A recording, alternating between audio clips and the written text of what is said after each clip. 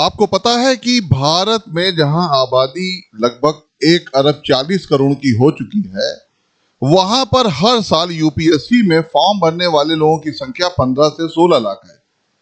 और उसमें से भी प्री में सिलेक्शन लेने वाले लोगों की संख्या, जो टोटल नंबर ऑफ सीट्स होती हैं, उसकी लमसम 15 से 18 गुना होती है। अगर मान लीजिए लमसम अप्रोक्सीमेटली कि यूपीएससी की सीट 1000 है, तो प्री में सिलेक्शन लेने वालों की जो संख्या है वो लमसम 18,000 होगी। यानी 15 से 16 लाख लोगों में खाली 18,000 लोग ही प्री में सफल हो पाते हैं, और इतनी बड़ी जनसंख्या जो है वो असफल हो जाती है। और उसमें भी आईआईटी, एम्स, एमबीबीएस, बहुत सारे मैनेजमेंट कोर्सेज, बहुत सारे बड़े बड़े हाईली क्वालिफाइड लोग उसमें अपेयर होते हैं, उसके बावजूद भी वो प्री में सेलेक्ट नहीं हो पाते हैं। और मैंने बहुत सारे ऐसे लोगों को देखा है जो बड़ी नपी तुली तैयारी करते हैं, साधारण सा बैकग्राउंड होता है, और वो बहुत जल्दी प्री में सिलेक्शन ले लेते हैं। तो ऐसा क्या रीजन होता है कि उनका प्री में सिलेक्शन हो जाता है, फिर वो मेंस में जाते हैं, इंटरव्यू में जाते हैं? तो आज हम लोग इन्हीं बातों पे डिस्कस करने जा रहे हैं कि कौन सी ऐसी 10 बातें हैं जो सभी असफल लोग करते हैं, जो कि उन्हें नहीं करनी चाहिए, जिसकी वजह से वो यूपीएससी में सिलेक्शन से वंचित रह जाते हैं। तो पहली बात अगर हम करें तो सबसे पहली जो हमारी एक समस्या रहती है, वो समस्या क्या रहती है कि हम कहाँ से पढ़ें। यानी हम बात कर रहे हैं नोट्स की। तो यहाँ पे मैं आपको एक सबसे इंपॉर्टेंट चीज़ बताने जा रहा हूँ कि अगर हम पहले देखें तो बहुत सारे लोग नोट्स पढ़ते हैं। नोट्स, अब ये जो नोट्स है, ये नोट्स किन को पढ़ना चाहिए, ये एक इम्पॉर्टेंट पॉइंट है, क्योंकि जो यूपीएससी का सिलेबस है वो इस प्रकार से डिज़ाइन है कि अगर आप 365 दिन प्रिपरेशन करते हैं कायदे से, तो आपकी प्रिपरेशन कंप्लीट होने की संभावना रहती है। तो पहली बात जो है, पहला जो हमारा चैलेंज है वो क्या है? नोट्स। तो ज़्यादातर लोग क्या करते हैं, वो लगभग मैं बता रहा हूँ 90% लोग जो है वो अपनी शुरुआत नोट से करते हैं, जो कि गलत है। ये गलत सिस्टम है।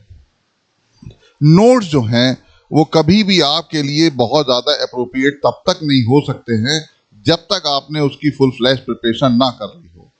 कहने का मतलब है कि आपको हर एक सब्जेक्ट से रिलेटेड बुक्स पता होनी चाहिए, और बुक्स जो हैं आपको पूरी की पूरी इंफॉर्मेशन प्रोवाइड करती हैं, और वहाँ पर आपको पता चलता है कि इसमें से मेन पॉइंट्स कौन से हैं, और वहाँ से बनते हैं नोट्स। यानी जो लोग बुक्स से प्रिपरेशन कर चुके होते हैं उनको नोट्स पढ़ना चाहिए। ये तो पहली बात है। रीज़न क्या है? रीज़न क्या है कि अगर आप धारा प्रवाह चीज़ों में देखें, यानी जब आप नोट्स पढ़ते हैं तो बीच की बहुत सारी चीज़ें जो है वो गायब हो जाती हैं।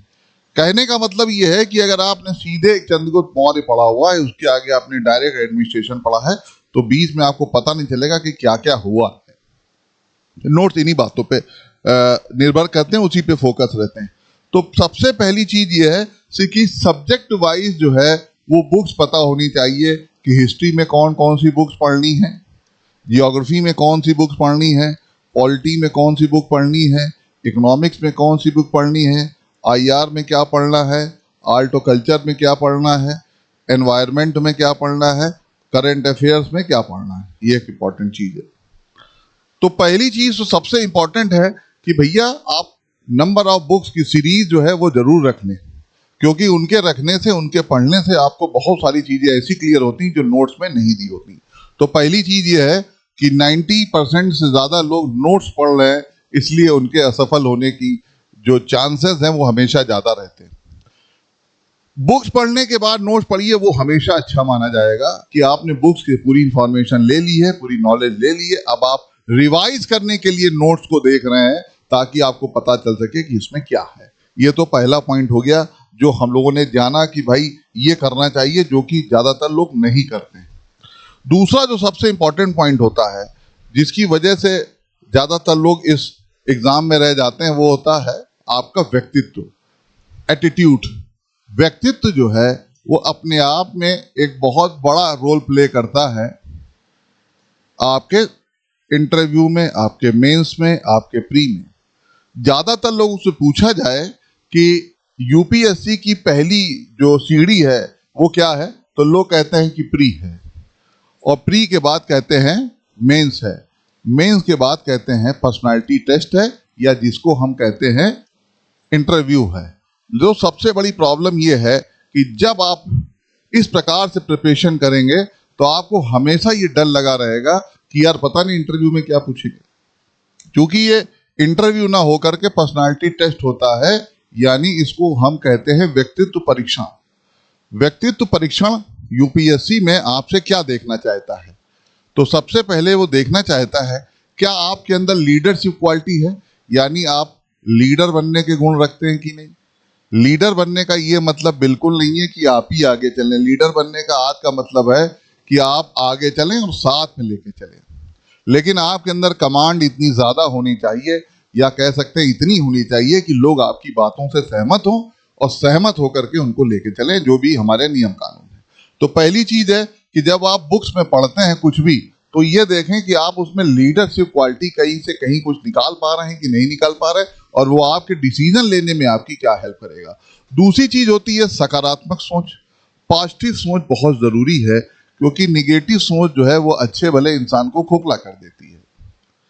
कोई भी ऐसी घटना घटी है जो आपको लगता है कि अप्रोप्रिएट नहीं है, उसमें पॉजिटिविटी देखना कि वो हमारे जीवन में क्या हो सकता है। कि मान लीजिए कि आप कोई काम करने जाते हैं, वहां पे बाढ़ आ जाती है, वहां पे सूखा पड़ जाता है, ऐसी कंडीशन में वहां से आप कैसे पॉजिटिविटी देखेंगे, कैसे इंडस्ट्री डेवलप करेंगे, कैसे लोगों को रोजगार देंगे, कैसे उनको बचाएंगे। पॉजिटिव एटीट्यूड होना चाहिए कि नष्ट होने से जीवन खत्म नहीं होता है, कोई भी घटना के बुरे होने से जीवन खत्म नहीं होता। वहां पे पॉजिटिविटी क्या है, तो पढ़ते समय पॉजिटिविटी होना भी जरूरी है।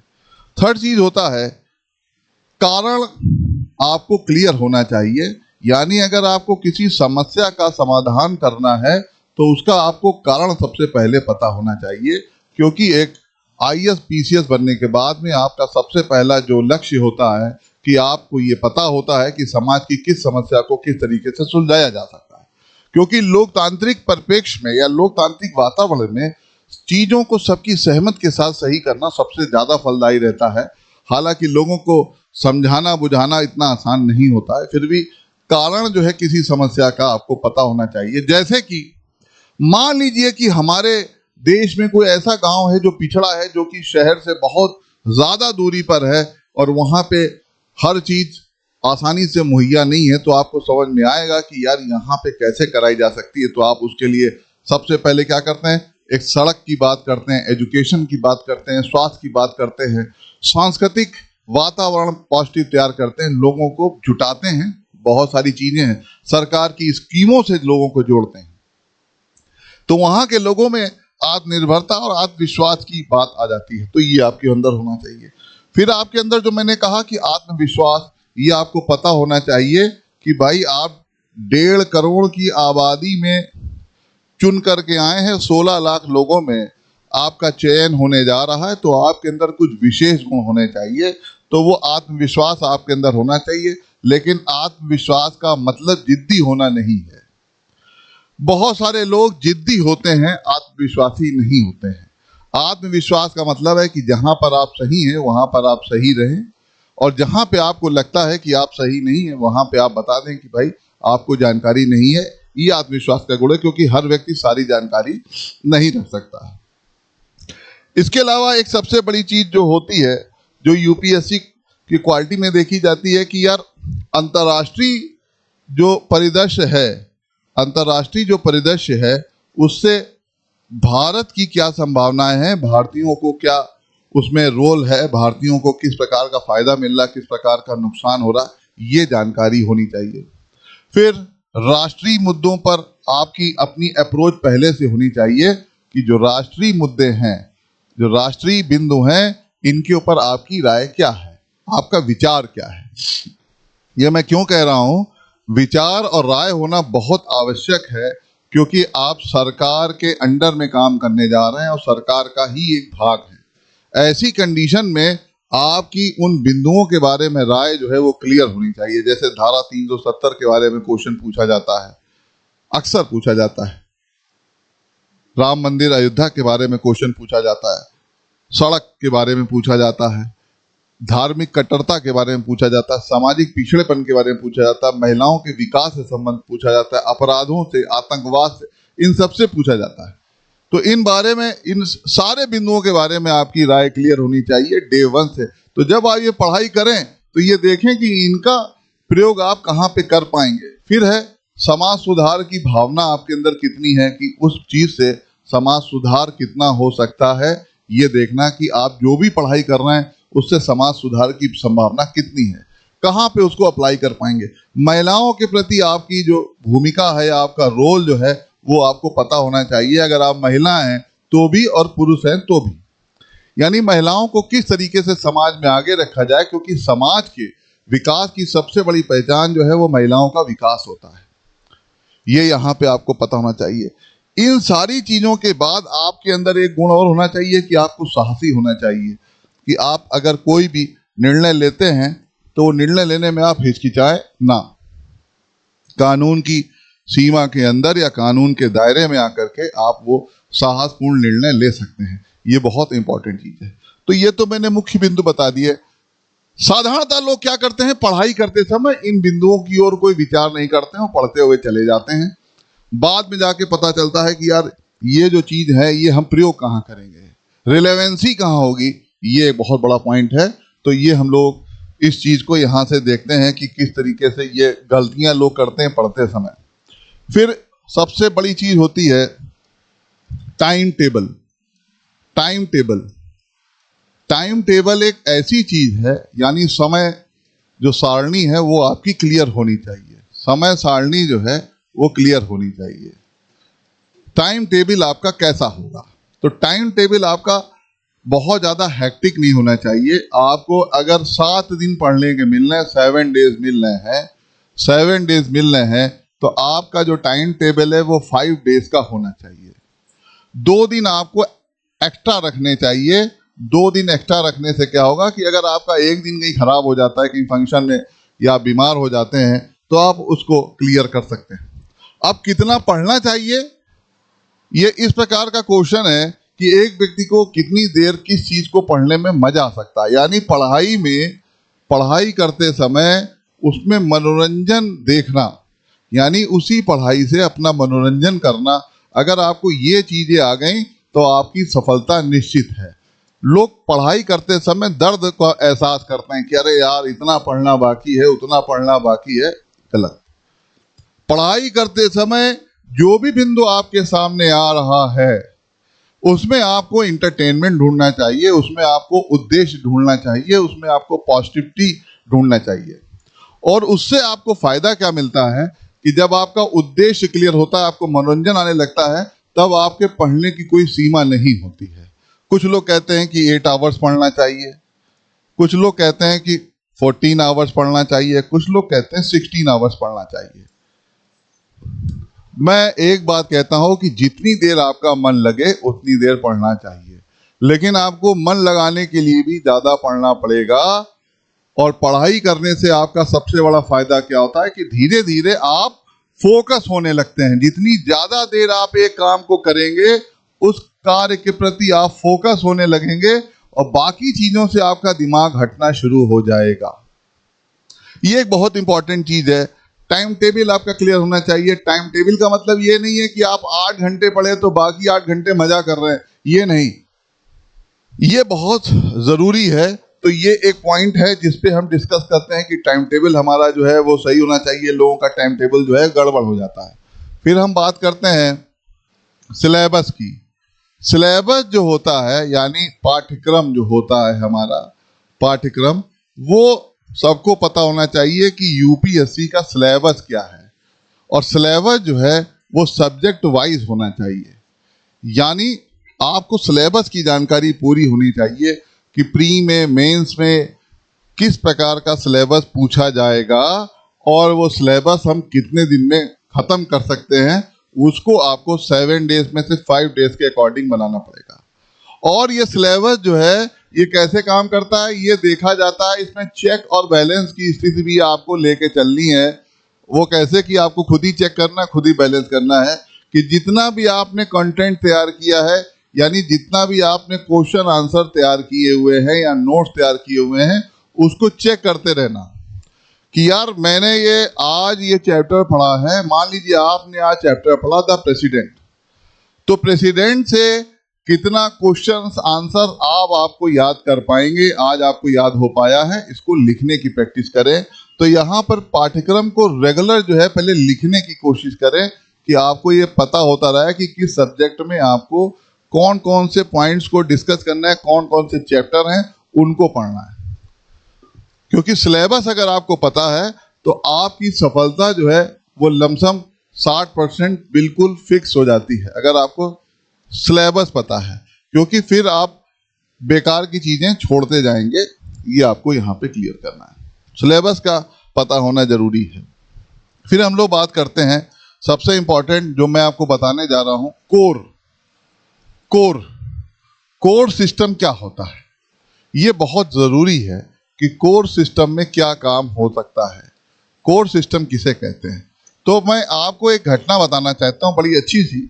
जब आपने महाभारत का युद्ध देखा, यानी महाभारत में आपने देखा कि युधिष्ठिर को देखा, युधिष्ठिर के बाद आपने जो है भीम को देखा, और भीम के बाद आपने अर्जुन को देखा, अर्जुन के बाद आपने देखा नकुल और सहदेव को।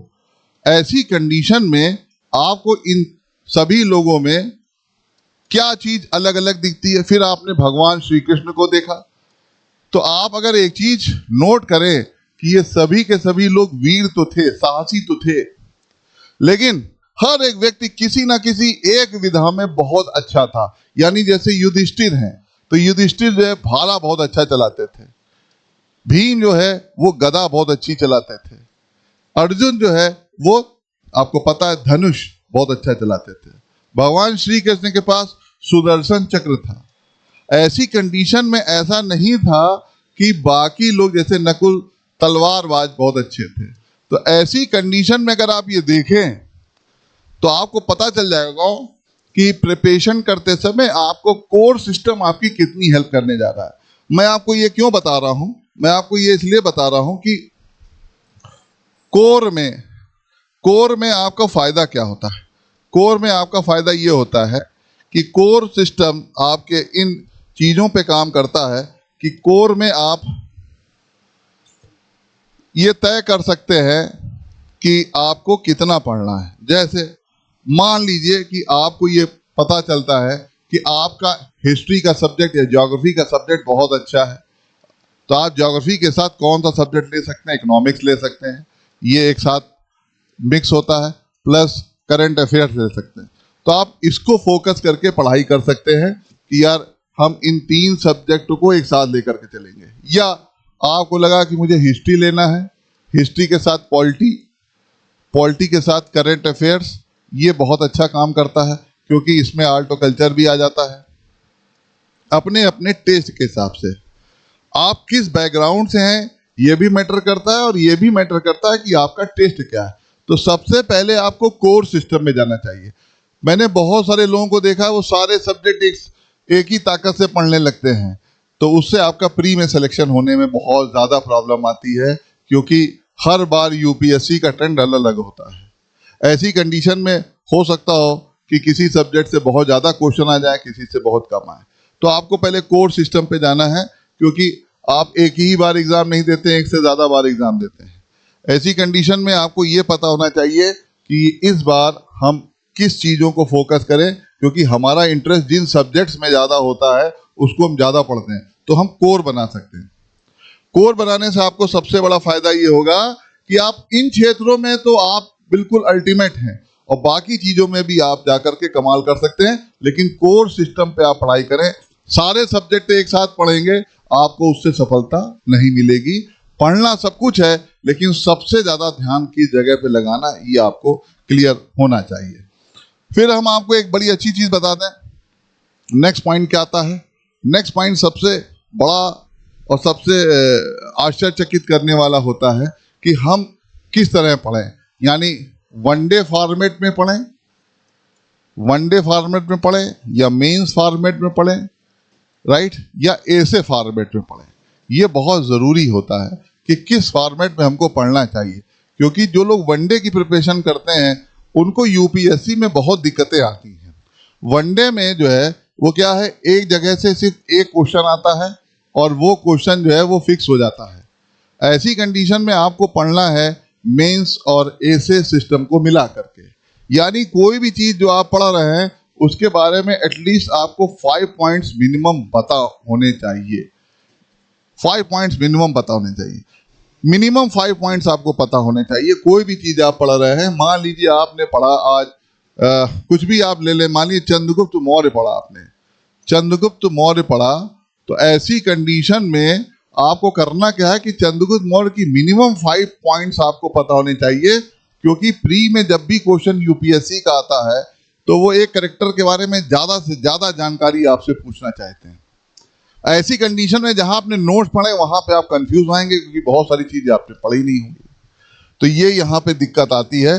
तो आपके पढ़ने का तरीका मीन्स और ऐसे वाला होना चाहिए कि एक पॉइंट जो आपने पढ़ा है उसको बार बार उसके बारे में कितनी ज्यादा से ज्यादा जानकारी ऐड ऑन कर सकते हैं, ऐड करते हैं। आप फर्स्ट टाइम में 5 पॉइंट्स पढ़िए, उसके बाद उसमें एक एक दो दो पॉइंट ऐड करते रहिए, ताकि आप उस सब्जेक्ट से जुड़े रहें। कभी भी कहीं से भी क्वेश्चन आएगा तो आप वहां तक पहुंच जाएंगे। ये एक बहुत बड़ी जो चैलेंज होती है जो लोगों के सामने वहां पर आती है। फिर हम लोग बात करते हैं, एक बहुत बड़ी चीज क्या है कि हमारा जो समय है वो मोड क्या होना चाहिए, हमारा मोड क्या होना चाहिए।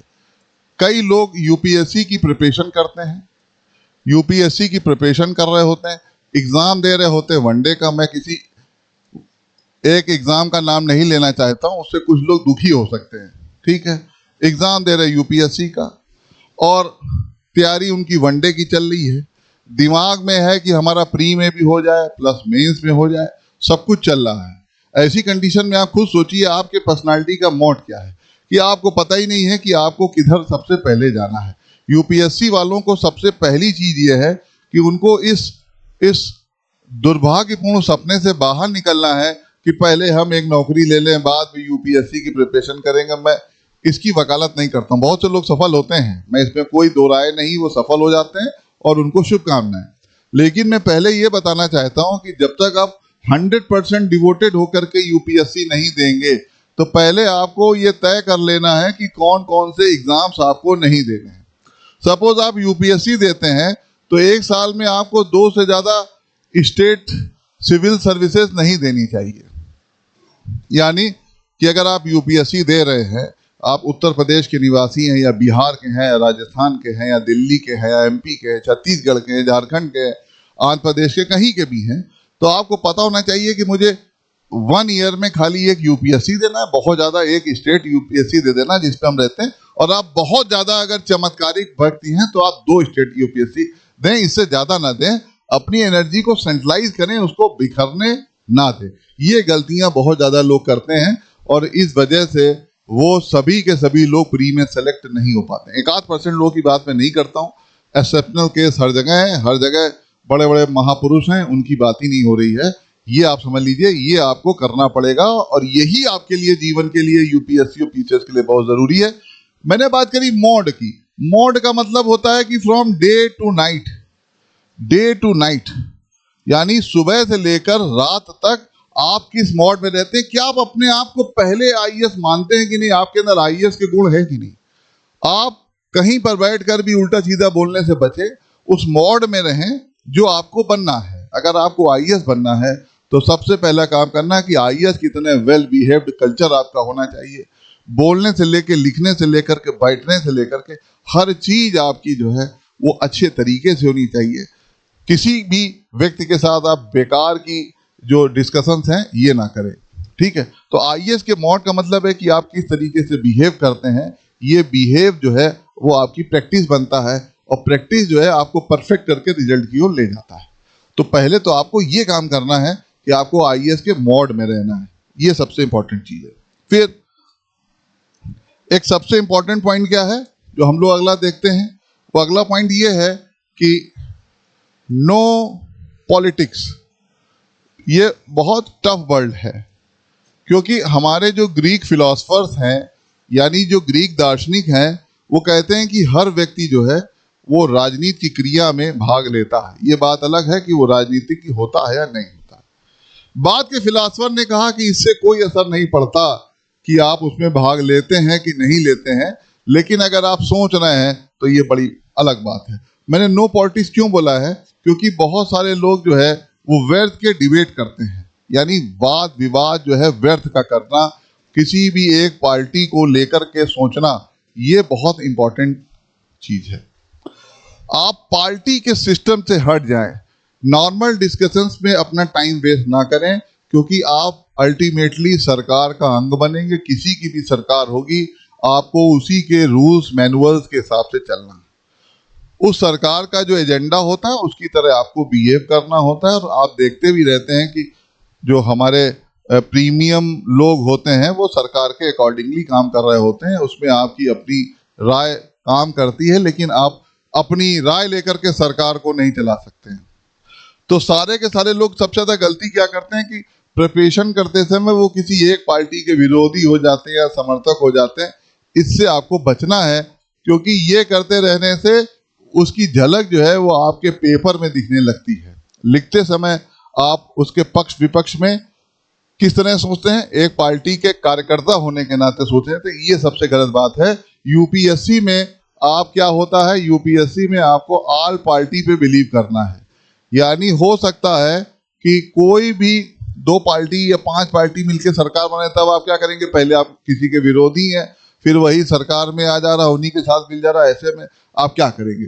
तो ये एक इम्पॉर्टेंट पॉइंट है जो कि आपको समझना है कि पॉलिटिक्स नहीं करना है, पॉलिटिक्स में भाग नहीं लेना है। आपको एक बहुत बेहतरीन यूपीएससी का एग्जाम क्रैक करके आईएएस बनना है या आईपीएस बनना है, जो भी आपकी प्राथमिकता है। ये बहुत इंपॉर्टेंट चीज है, इसको आपको समझते रहना है। ये बहुत जरूरी है युवाओं के लिए, युवतियों के लिए। इसके बाद सबसे इंपॉर्टेंट पॉइंट आता है कि आपके अंदर किसी भी प्रकार की जो विरोध की जो प्रणाली है वो किस तरह से होनी चाहिए, यानी वो आलोचना जो है वो सकारात्मक होनी चाहिए।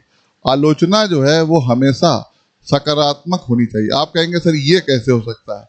ये इस तरह हो सकता है कि आप किसी की निंदा करने से बचें और आप उसमें बताइए कि भाई ये अगर हो जाता तो ये चीज़ बहुत अच्छी हो सकती थी, इस चीज़ को दूर करना चाहिए। यूपीएससी के जो एस्पायरेंट होते हैं उनमें ये एक बहुत बड़ी समस्या होती है, इसको समझना। इसके अलावा एक सबसे बड़ा पॉइंट होता है कि हम करंट अफेयर्स की प्रिपरेशन कैसे करें। कुछ लोग, उन्हें सही समय लगता है मॉर्निंग का, तो मॉर्निंग में करते हैं, कुछ लोग नाइट में करते हैं, कुछ लोग नून टाइम पे भी कर देते हैं। तो मेरा ये कहना है कि वैसे तो ये आपकी पर्सनल चॉइस है कि आप किस सब्जेक्ट को किस समय पढ़ना चाहते हैं, लेकिन आपको पता है जो करंट अफेयर्स होता है ये पर डे बेसिस पर होता है, यानी ये हर दिन बदलता भी रहता है। ऐसी कंडीशन में अगर आप सुबह पढ़ेंगे तो ऑब्वियस चीज है कि दूसरे दिन आते आते आप उसको भूल सकते हैं, राइट। और सुबह आप होते हैं फ्रेश, एनर्जीफुल होते हैं।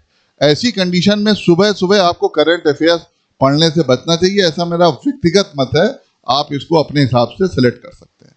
मेरा मानना है कि जब आप सुबह उठने तो सबसे पहले आपको इंपॉर्टेंट सब्जेक्ट्स पढ़ना चाहिए, क्योंकि आप फ्रेश माइंड में होते हैं और फ्रेश माइंड जो है वो आपको ज़्यादा से ज़्यादा चीज़ें निकाल करके देता है। करंट अफेयर जो है वो उस प्रणाली में नहीं आ पाता है। आप रात में पढ़ेंगे तो आप दिन भर की उस एनर्जी को बचा करके जो रखे होंगे तो आप उसको करंट अफेयर्स पढ़ेंगे, जो आपने पढ़ा होगा उससे आप रिलेट कर पाएंगे। ये मेन चीज़ हो जाएगी। ये एक बहुत ज़रूरी चीज़ है करंट अफेयर्स को लेकर के, कि लोग करंट अफेयर्स में अपना पूरा समय दे देते हैं और बाद में पता चलता है कि उनका एग्ज़ाम जो है वो सही नहीं हो पा रहा है। ये एक पॉइंट जो है आपको हमेशा बचाता रहता है। दूसरा है टेस्ट सीरीज। टेस्ट सीरीज जो होता है वो टेस्ट सीरीज क्या होता है, वो चैप्टर वाइज होना चाहिए। नॉर्मली लोग जब टेस्ट सीरीज ज्वाइन करते हैं तो क्या करते हैं, वो कई सारे सब्जेक्ट की टेस्ट सीरीज एक साथ ले लेते हैं। ऐसी कंडीशन में क्या होता है, कोई चैप्टर आपने पढ़ा है, कोई चैप्टर नहीं पढ़ा है, तो वहां पे आपको प्रॉब्लम आती है कि यार ये टेस्ट सीरीज इस प्रकार की है, हमने तो ये पढ़ा ही नहीं है। तो सबसे पहली चीज ये है कि टेस्ट सीरीज जो है वो चैप्टर वाइज होना चाहिए, सब्जेक्ट वाइज होना चाहिए। और शुरुआत में इनिशियल प्रोसीजर की बात मैं कर रहा हूं, जब आप शुरू कर रहे हैं तो बहुत सारे सब्जेक्ट की टेस्ट सीरीज एक साथ ना दें, बिल्कुल ना दें। एक एक टॉपिक की, एक सब्जेक्ट के एक एक टॉपिक की टेस्ट सीरीज देते हुए चले। और वहां पे सबसे इंपॉर्टेंट चीज क्या है कि कोशिश हो कि आप ऑप्शन जो है वो आप ना पूछें, आप डायरेक्ट लिखें, डायरेक्ट लिखें, सीधे लिखने की कोशिश करें कि आपसे पूछा जाए कि भाई फलाना 61 आर्टिकल जो है वो किस चीज के बारे में है, ये आपको पता होना चाहिए। फिर हम लोग बात करते हैं सबसे इंपॉर्टेंट पॉइंट पे, मेमोरी। सबसे बाद में मैं मेमोरी की बात करने जा रहा हूं, यानी याददाश्त जो है इसकी बात करने जा रहा हूं। बचपन से लेकर बड़े होने तक आपकी एक मेन समस्या है कि सर हमको याद नहीं होता है। ये एक बहुत बड़ी प्रणाली है कि हमको याद नहीं होता है। तो आपको पता करना है कि भाई आपको ये 5 तरीके अडॉप्ट करने हैं जिसकी वजह से आपको याद करने में आसानी हो जाएगी। पहला तरीका क्या है? पहला तरीका ये है कि कोशिश करें कि बोल कर पढ़ें। यानी अगर आप अकेले बैठे हैं तो बोल कर पढ़ने की कोशिश करें, लगातार बोलने की कोशिश करें जो आप पढ़ रहे हैं। तो आप कहेंगे सर ये कौन सी चीज है, बोलेंगे तो सब लोग सुनेंगे, डिस्टर्ब होंगे। नहीं, मैंने बात कहा अकेले हो बैठे हैं तो आप बोल करके पढ़ाई करें। बोलने से आपको फायदा क्या होता है कि आप बार बार बोलते हैं, बोली गई चीज आपको याद होती है। इसीलिए सुना गया गाने से ज्यादा जो है वो गाने के साथ गाकर जो हम प्रैक्टिस करते हैं उससे गाना याद होता है। ध्यान रखिए, कभी आप ऐसा नहीं कर सकते कि शब्द आपके सामने आ रहे आपको गाना हो जाए, ऐसा नहीं हो सकता। शब्द सामने आ रहे होंगे लेकिन आपको अगर गाना नहीं आता, गाने का लिरिक या म्यूजिक नहीं पता तो आप गा नहीं पाएंगे। इसलिए बोलकर जो है सबसे बड़ी चीज है। दूसरी चीज है, याद करने के लिए संकेतों का प्रयोग करें। संकेत, आपको संकेत बना लेने हैं याद करने के कि ये टफ है, ये इजी है, ये ऐसे है, तो जो चीजें हैं वो सामने आपके आ गई। तीसरी चीज है, सबसे बेहतरीन जो प्रैक्टिस होती है वो डायरेक्ट क्वेश्चन आंसर की होती है। यानी जैसे क्वेश्चन आ रहा है वैसे आंसर बना ले। अगर आप कुछ पढ़ रहे हैं तो आप वहीं पे क्वेश्चन बना के खुद से आंसर पूछें, वहीं पे क्वेश्चन बनाएं और खुद से आंसर पूछें और खुद को बताने की कोशिश करें। ये सबसे बड़ी चीज है। फोर्थ पॉइंट, सबसे बड़ी चीज क्या होती है कि रात में सोते समय उसको याद करें जो आपने दिन में पढ़ा है और खुद को बार बार बताने की कोशिश करें। और सबसे लास्ट में आता है पर्ची सिस्टम। पर्ची सिस्टम में क्या होता है, संक्षिप्त में क्वेश्चन को एक पर्ची में दिन भर की याद कर ले जो मेन क्वेश्चन है।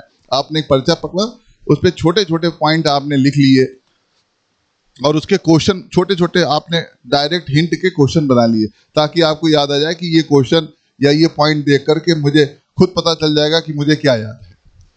ये 5 प्रैक्टिस आप कर लीजिए तो आपको याद करने की समस्या से मुक्ति मिल जाएगी। क्योंकि एग्जाम में होता क्या है, हम लोग कह रहे होते हैं सर आता हमको सब था लेकिन हम इन 2 में कंफ्यूज हो गए, इन 3 में कंफ्यूज हो गए। कंफ्यूज होने का मतलब है कि वो हमारी मेमोरी में ठीक से सेट नहीं हो पाया है। तो यूपीएससी की इन सभी समस्याओं का समाधान करते समय आपको यह ध्यान रखना है हर एक स्टेप पे कि आप आईएएस बनने जा रहे हैं और आईएएस की जो क्वालिटीज हैं उसमें याद करने की क्वालिटी सबसे बड़ी होती है। आप एक बहुत बड़े डिपार्टमेंट के मुखिया बन जाते हैं लेकिन अपने एम्प्लॉइज के नाम अगर आपको नहीं याद है, ऐसी कंडीशन में एम्प्लॉय का आपके साथ में कनेक्शन नहीं हो पाएगा। और आपको पता है कम्युनिकेशन अपने आप में संबंध बनाने का सबसे बड़ा हथियार होता है। ऐसे ही नहीं कैप्टन हॉकिंस आपकी लैंग्वेज सीख करके आता है। तो ये एक बहुत बड़ा पॉइंट यहाँ पर है। और सबसे लास्ट में हम बात करने वाले हैं भाषा, लैंग्वेज। लैंग्वेज की बात मैंने क्यों की है, क्योंकि भाषा जो है वो सीसैट में तो आती ही है लेकिन आपके कंपलसरी पेपर में, आपके इंटरव्यू में और आपके एसे में बहुत इंपॉर्टेंट रोल प्ले करती है। भाषा पे आपको काम करते रहना है क्योंकि बहुत सारे लोग मान लीजिए हिंदी भाषी हैं तो उनको लगता है कि हिंदी में क्वेश्चन पेपर आएगा तो हम कर लेंगे। ऐसा नहीं है। यूपीएससी का पेपर क्लिष्ट हिंदी या बिल्कुल शुद्ध हिंदी में पूछा जाता है। इसका मतलब यह है कि पहले पेपर इंग्लिश में बनता है, फिर उसका हिंदी में अनुवाद होता है, ट्रांसलेशन होता है। ऐसी कंडीशन में सबसे सुटेबल वर्ड वहां पे लिखा जाता है। तो अगर आपको हिंदी में वो सुटेबल वर्ड जो आप वहां पे पूछा जाने वाला है वो आपको नहीं पता, जैसे मैं बात कर रहा हूँ संप्रेषण, एक मैंने एग्जाम्पल दिया, तो बहुत सारे लोगों को मतलब पता होगा लेकिन बहुत सारे लोग हिंदी भाषी ऐसे होंगे उन्हें पता ही नहीं होगा संप्रेषण का अर्थ क्या है।